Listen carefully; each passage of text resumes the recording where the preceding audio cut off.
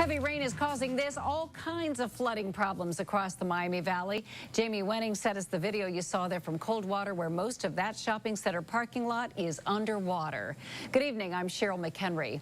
The northern part of the area has been hit the hardest with flooding. Now Mercer County is under a state of emergency. We have Team 7 coverage. We will get to News Center 7's Andy Sedlak and meteorologist Rich Wurzik. But first, Storm Center 7 meteorologist McCall Vrydaghs joins us live in Mercer County with what she's seeing there right now. McCall? Well, Cheryl, you were with us at 5:30, and we were just a little bit further east on US 33, and we had the ODOT trucks that drove by, and they told us that the road was closed. We had to only drive about 30 seconds to a minute before we came across this, and this is US 33, and it doesn't surprise me that Mercer County is under that state of emergency because this road is closed. In the distance, there's another side road that is also closed, and you may see a gathering of people in that direction.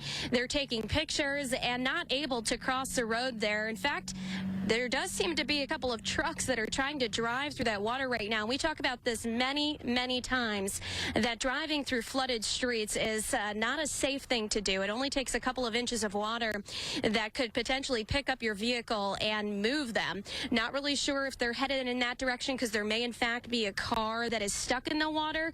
We're going to sit here and watch that and see how that situation is going.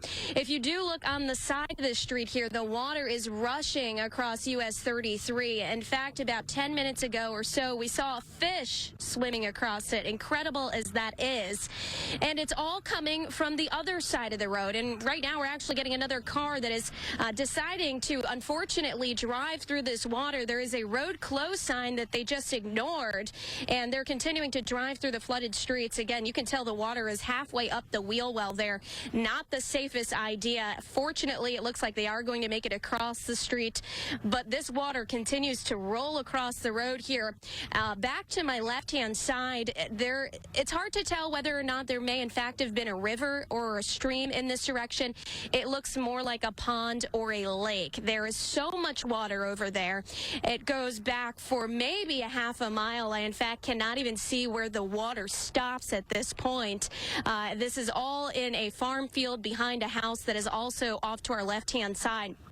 Now, this water is somewhat stagnant, and I noticed when I pulled up on scene here, because we've had so much rain, that it in fact is creating a cesspool of insects down on the ground. We're starting to see tons and tons of mosquitoes and spiders that are just feeding in this standing water. So unfortunately, along with the flooding concerns, the stagnant water is going to create issues as far as these mosquitoes and spiders continuing to fester here.